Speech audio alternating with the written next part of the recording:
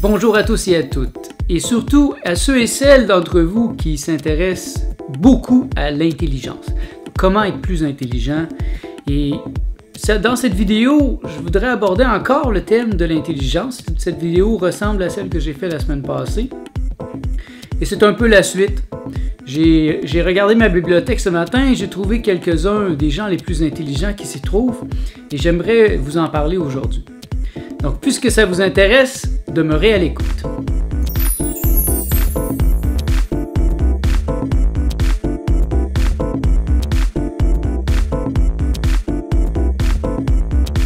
Mon nom est Nicolas Lehoux, bienvenue dans l'univers jovial de Nicolas. Dans toutes les vidéos que je mets sur ma chaîne YouTube, je vous propose un programme pour un nouvel univers. Car une nouvelle ère nécessite une pensée nouvelle. Et dans cette nouvelle ère que j'entrevois, l'intelligence va être au centre de nos priorités. Parce que l'intelligence, c'est quelque chose de fondamental. Et je l'ai défini dans la vidéo d'avant, je vais la redéfinir aujourd'hui. L'intelligence, c'est la capacité de se favoriser. Alors pour moi, l'intelligence n'est pas simplement intellectuelle, n'est pas simplement la capacité de résoudre des problèmes très complexes en mathématiques, en philosophie. Je suis quand même sensible à ce type d'intelligence, mais je suis encore plus sensible à une intelligence intégrale. Donc une intelligence qui serait émotionnelle, sexuelle, relationnelle, intellectuelle, spirituelle, cosmique. Elle doit être intégrale pour vraiment me toucher. Et les gens qui m'ont le plus touché ont généralement une intelligence assez intégrale. Bon, c'est jamais complètement parfait et c'est selon certains ratios. Je viens de regarder dans ma bibliothèque et j'ai trouvé quelques auteurs qui m'ont beaucoup inspiré et dont je suis certain qu'ils ont une très haute intelligence. J'aimerais vous en parler aujourd'hui et je crois que je vais faire une série de vidéos à ce sujet parce que j'ai quand même une bibliothèque assez bien remplie et ça me fait plaisir de partager ça avec vous parce que comment être plus intelligent? Eh bien, c'est en côtoyant les plus grandes intelligences qui ont marché sur cette planète. Et le plus facile pour les côtoyer est bien souvent de lire leurs livres. Parce qu'ils ne sont pas toujours accessibles physiquement, la majorité sont déjà morts. Et ceux qui sont vivants, s'ils sont populaires ou s'ils ont un emploi du temps assez serré, c'est pas très facile de les rencontrer pour avoir une belle discussion avec eux. Alors j'ai toujours trouvé que la lecture était le meilleur moyen d'entrer dans l'univers des professeurs, des grands professeurs. Commençons tout de suite par quelques penseurs psychédéliques, parce que j'ai été très touché par les psychédéliques et j'ai fait beaucoup de recherches sur le sujet. Un auteur qui m'a vraiment beaucoup touché dans cette ligne-là, c'est John Lilly. Et j'ai plusieurs de ses livres d'ailleurs. Ici, j'ai The Scientist. J'ai The Center of the Cyclone. Excellent livre. Et le symbole de, justement, le centre du cyclone est souvent revenu dans mes idées. Donc, rester au centre, dans le centre de gravité permanent. Et lorsqu'on est dans une expérience psychédélique, on est comme dans un cyclone. Ça va vite, ça tourne, et si on n'est pas au centre, c'est très dangereux. Alors que lorsqu'on est au centre, c'est démontré, au centre d'un cyclone, il y a une paix. Parce que c'est le centre, donc ça ne tourne pas. Mais dès que tu tasses d'1 centimètre, là, tu te retrouves déjà dans le vortex et là, tu peux te faire emporter. Donc, un des trucs que j'ai trouvé, c'est de rester dans le centre du cyclone, au centre du cyclone. Et c'est aussi rester dans mon être. Et j'ai aussi The Man and Dolphin. Ça, c'est un des premiers qu'il a écrit. Man and Dolphin. Très intéressant. John Lilly a commencé sa carrière justement en tant que scientifique et il a commencé à étudier les dauphins parce qu'il était fasciné par l'intelligence des dauphins. Il s'est rendu compte que les dauphins étaient presque un petit peu plus intelligents même que les êtres humains, étant donné qu'ils ont un cerveau un peu plus gros. Il y avait cette théorie justement de l'intelligence qui fait que c'est par rapport à la grosseur du cerveau. Donc les éléphants, les baleines et les dauphins sont des êtres très intelligents. Et d'ailleurs, les baleines existent depuis bien plus longtemps que nous. Et c'est fort possible qu'elles vont exister après notre extinction. Donc, les baleines ont une grande intelligence et lui a surtout étudié les dauphins, il a travaillé avec eux, il a essayé de développer une interface pour communiquer avec les dauphins. Donc, un genre de traducteur simultané qui prenait le langage des dauphins et qui le transformait en mots. Et vice-versa, pour que la personne puisse parler à l'ordinateur et que le dauphin puisse comprendre. Mais il faut se ramener dans les années 70, 60 même, et il n'avait pas le pouvoir des ordinateurs qu'on a maintenant, donc il n'avait pas réussi vraiment à créer une interface très efficace, mais l'idée était déjà lancée. Et aussi, quand il a commencé à faire des expérimentations avec les psychédéliques, John Lilly a beaucoup expérimenté avec le LSD dans le caisson d'isolation. Il a inventé le isolation tank, le caisson d'isolation, c'est-à-dire que c'est comme une boîte fermée dans laquelle il y a de l'eau d'Epsom, de l'Epsom de sel, dans de l'eau, donc la personne flotte, et l'eau est à la température du corps, il n'y a aucune lumière, aucun son, et la personne est justement dans la déprivation sensorielle. Et c'est fascinant, c'est un de mes rêves de pouvoir travailler dans le caisson d'isolation. Mais ça prend une certaine technique et ça prend aussi beaucoup d'essais-erreurs. Et ça peut permettre d'aller vraiment loin dans les mondes intérieurs. Pas juste simplement de relaxer. Lui, il a vraiment utilisé ça pour voyager dans le monde intérieur et en conjonction avec le LSD. Et c'est arrivé à quelques reprises que vu qu'il y avait les dauphins autour de lui quand il travaillait, les dauphins sont venus le voir dans l'expérience psychédélique. Parce que les dauphins sont un peu comme dans un caisson d'isolation, étant donné qu'ils sont isolés aussi de l'eau et qu'ils flottent. Et les dauphins travaillent beaucoup avec un sonar. Donc leur appareil, pour voir les dauphins, travaillent beaucoup plus avec un sonar qu'avec les oreilles ou n'importe quoi d'autre. Donc il y a un aspect 3D, il y a un aspect assez intéressant, un peu comme pour les chauves-souris. Et dans la même lignée, The Quiet Center, encore là de John Lilly. John Lilly m'a beaucoup touché, donc j'ai acheté beaucoup de ses livres. Et j'ai aussi The Deep Self. Deep Self et Conscious Exploration of the Isolation Tank. Donc l'exploration consciente du caisson d'isolation. Donc il a fait des livres à propos du caisson d'isolation, comment travailler, parce qu'à la fin de sa vie, il enseignait aux gens comment travailler dans le caisson d'isolation. Pas nécessairement avec les drogues, mais avec des techniques très avancées de méditation. Et aussi dans les années 70, il a travaillé dans son caisson d'isolation avec la kétamine. Ça, c'est vraiment fascinant parce que la kétamine n'est pas un psychédélique, elle est un dissociatif. Et donc, elle monte au niveau spirituel, le niveau causal, très rapidement. Et au contraire des psychédéliques, la kétamine peut être injectée à tous les heures et ne crée pas de dépendance physique. Et il n'y a pas d'accoutumation. Parce que le LSD, par exemple, ou un psychédélique, si on en fait, et si on en refait le lendemain, ben ça ne va pas fonctionner aussi bien. Alors que la kétamine, ça fonctionnait toujours bien. Donc, c'est assez fascinant dans un de ses livres, où, je pense que c'est The Scientist, où il parle justement de son exploration avec la kétamine. Et pendant près d'un an ou deux, il a fait de la kétamine 24 heures sur 24, 7 jours sur 7. Il était toujours dans son caisson d'isolation. Il sortait pour manger quelque chose de congelé, il rentrait, il était complètement obsédé. Et ça, je trouve ça fascinant. Et c'est fascinant de voir qu'est-ce qu'il a visité comme mondes intérieurs. C'est un de ceux qui est allé le plus loin et qui l'exprime le mieux. Parce qu'il est un scientifique. Donc, je trouve ça très intéressant parce qu'il est très, très pragmatique. Il suit des protocoles. Et franchement, je recommande beaucoup John Lilly parce que c'est un génie, un homme d'une super intelligence et il a beaucoup contribué à la conscience, au monde des psychédéliques, dans les recherches dans ce domaine-là.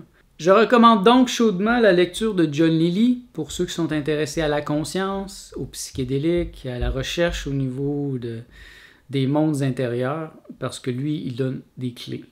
Il est très, très pragmatique. Aujourd'hui, il y a comme une thématique psychédélique parce que commencé par regarder dans ma section psychédélique pour chercher des gens qui sont très intelligents. Et j'ai trouvé aussi Terence McKenna. Ça, c'est un de ses livres. Il en a écrit aussi quelques-uns. Celui-ci, je l'ai trouvé particulièrement intéressant. The Archaic Revival. Donc, la ressurgescence archaïque, je ne sais pas comment il aurait pu le traduire en français, mais c'est un peu le retour vers les sources un peu. C'est un peu ce que je vis présentement avec le véganisme, le crudivorisme, c'est de retourner finalement à la simplicité. Comment vivent présentement sur cette planète les tribus primitives?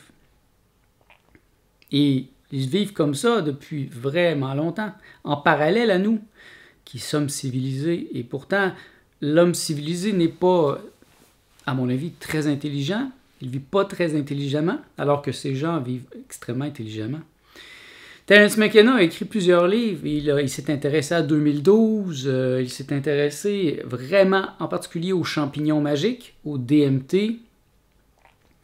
Et son premier livre est vraiment génial. Il l'a écrit avec son frère. Son frère est un génie de la chimie. Donc, il est parti à la Correra et il est allé il cherchait l'ayahuasca, mais finalement, ils ont trouvé des champignons magiques, le Stropharia cubensis, et là, ils en ont mangé beaucoup. Et ils ont fait des expériences complètement hallucinantes. Il a compris des choses. C'est là qu'il y a eu des révélations à propos, entre autres, de 2012. Terence McKenna est un conteur génial. On peut trouver sur YouTube plusieurs vidéos où il parle. Il est un peu comme un troubadour, un poète. Il est très inspirant. Et moi, je suis venu à lui un peu plus tard. J'avais pas porté beaucoup attention à Terence McKenna. Parce que j'étais plutôt, moi, dans l'école de Timothy Leary, John Lilly, Robert Anton Wilson. Et c'est quand j'ai fait mon groupe de discussion sur les drogues psychédéliques que j'ai rencontré un jeune homme qui était d'une intelligence foudroyante, il était vraiment farouche dans son intelligence. Et lui, il ne jurait que par Terence McKenna. Tellement qu'il écoutait, la nuit, lorsqu'il dormait, il mettait des écouteurs et il écoutait du Terence McKenna. Et il était complètement submergé et lui aussi s'intéressait beaucoup au thème propre de Terence McKenna. Et ça a pris un certain temps avant que je commence à l'apprécier, parce qu'il y a un langage un peu différent. Terence McKenna est plutôt comme justement un conteur, un poète, un spéculateur. Mais rapidement, je me suis rendu compte que j'avais affaire à quelqu'un d'extrêmement intelligent et qui m'a beaucoup apporté. Beaucoup de choses que j'ai apprises sur la consommation des champignons magiques, entre autres, me vient de Terence McKenna, qui est presque un expert sur le sujet. Il a même écrit un livre sur comment faire pousser ces champignons, qui était nouveau à l'époque. Quand il a écrit ça, je pense que c'était dans les années 80 ou 90. Ça n'existait pas encore. Il n'y avait pas encore beaucoup d'attention à propos du Stropharia cubensis, qui est un des champignons magiques les plus faciles à faire pousser dans le contexte d'un appartement et qui est vraiment fort. Lui, Terence McKenna, suggère 5 grammes minimum pour faire une expérience psychédélique. Donc, moi, j'ai toujours suivi ce modèle-là. Quand je fais une expérience de champignons magiques, je vais à 5 grammes. Si j'ai accès à 7 grammes, j'y vais à 7 pour être certain. Parce qu'en bas de ça, c'est pas assez fort pour passer au niveau psychédélique, généralement. Et quand on prend 5 et plus, alors là, on s'assure qu'on peut passer à des niveaux psychédéliques vraiment satisfaisants. Il a beaucoup parlé du DMT aussi. Il a fumé beaucoup de DMT. Il était aussi un partisan de la marijuana. Et Terence McKenna, moi, je suggère ses livres aussi à ceux particulièrement qui s'intéressent au psychédélique, parce que lui, ça a été beaucoup axé sur ça. Mais en même temps, il était un homme très vaste, qui avait des connaissances historiques, archéologiques, profondes, mais donc qui amenait cette richesse que moi, j'apprécie, qui m'a beaucoup, moi, appris au niveau des psychédéliques. Une autre personne encore dans le domaine des psychédéliques, qui est vraiment intelligent, Robert Anton Wilson. Ça, c'est juste un de ses livres. Sex and Drugs. Robert Anton Wilson a écrit certains livres très dangereux qui peuvent justement créer une épiphanie chez quelqu'un qui le lit. Entre autres, un des livres les plus dangereux que j'ai lu, c'est Cosmic Trigger. Ça m'a vraiment touché. Il a une intelligence dangereuse. Il voit tellement les choses. Et lui, il s'intéresse beaucoup aux conspirations. Donc, il est très au niveau des conspirations, mais avec l'appareil, avec les psychédéliques qui lui donnaient une vision plus claire des choses. Il nous montre à quel point l'univers est truqué. Et le monde est truqué. Et qu'on peut très bien avoir l'impression de passer une porte, d'ouvrir une porte, de passer à travers. Et finalement, quand on referme la porte, on est encore au même endroit. Un peu comme dans la Matrice. Dans la Matrice, quand Neo est comme pris dans un loop, dans un métro, et là, il passe dans un trou et il revient par l'autre. Il est comme dans un circuit fermé, il ne peut pas s'en sortir. Et ce livre-là peut être dangereux pour certains. Donc, je suggère de faire attention. J'ai un ami qui l'avait commandé par la bibliothèque et quand il est arrivé, il s'était marqué s'il vous plaît, ne lisez pas ce livre, trop dangereux. Quelqu'un avait écrit ça. Je lui avais dit de ne pas lire ce livre et il l'a quand même lu. Et ça a été dangereux parce qu'il s'est mis à voir le chiffre 13 partout. Alors son numéro de porte, son numéro de téléphone, il marchait dans les rues, il ouvrait un livre, c'était à la page 13 et là il commençait à être obsédé par le 13.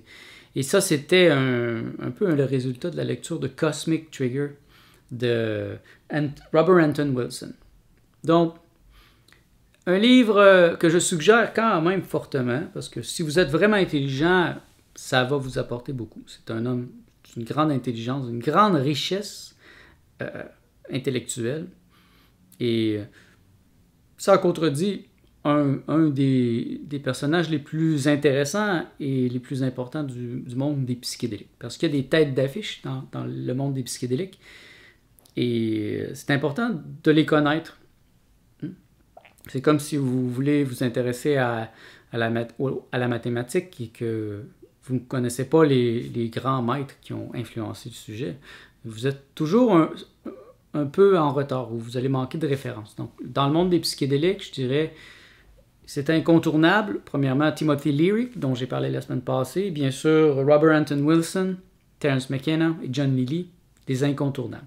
Si vous ne les connaissez pas, vous ne pouvez pas dire que vous connaissez le monde des psychédéliques. Dans une veine similaire, mais tout de même pas psychédélique, c'était quand même dans ma section psychédélique à cause du fait que c'est des rêves. Alors c'est Carl Gustav Jung. Ça, c'est un des plus intéressants que j'ai trouvé. C'est quand même un incontournable. Man in his symbols. L'homme et ses symboles. En français, c'est L'homme et ses symboles. C'est un livre très intéressant sur les rêves. Carl Jung, j'y suis arrivé, bien sûr, parce que quand j'ai commencé à faire des expériences psychédéliques, j'ai commencé à faire des rêves lucides, donc à m'intéresser beaucoup aux rêves. Et Carl Jung en parle beaucoup. J'ai lu beaucoup de livres de Carl Jung que je n'ai pas dans ma bibliothèque parce que c'était l'époque où je les empruntais à la bibliothèque. Carl Jung est très facile à trouver dans une bibliothèque. Ce n'est pas tous des livres faciles, mais je les trouve vraiment riches. Carl Jung était un homme très, très intelligent.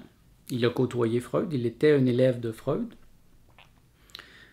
Bien que j'ai lu un peu Freud, je le trouve un peu sec, Freud, alors que Carl Jung est plus spirituel, je le trouve plus chaleureux, ça me touche beaucoup plus et j'ai étudié beaucoup ses élèves, les élèves de Carl Jung, toujours dans le domaine des rêves, de la mort, des symboles aussi, les symboles des rêves. Comment je peux analyser un rêve, en tirer le maximum et puis c'est la même chose avec les expériences psychédéliques parce que les expériences psychédéliques sont remplies de symboles.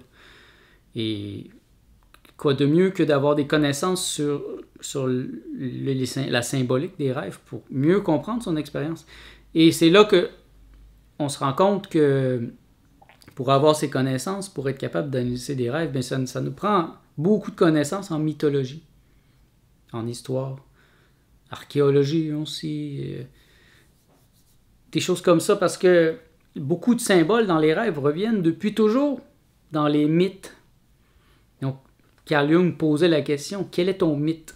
Et ça, c'est très important, de savoir son mythe.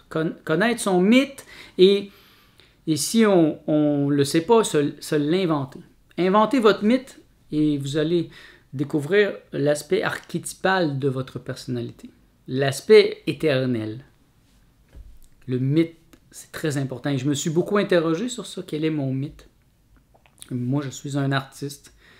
Donc, mon mythe, c'est l'artiste est visionnaire. Je suis ici pour voir.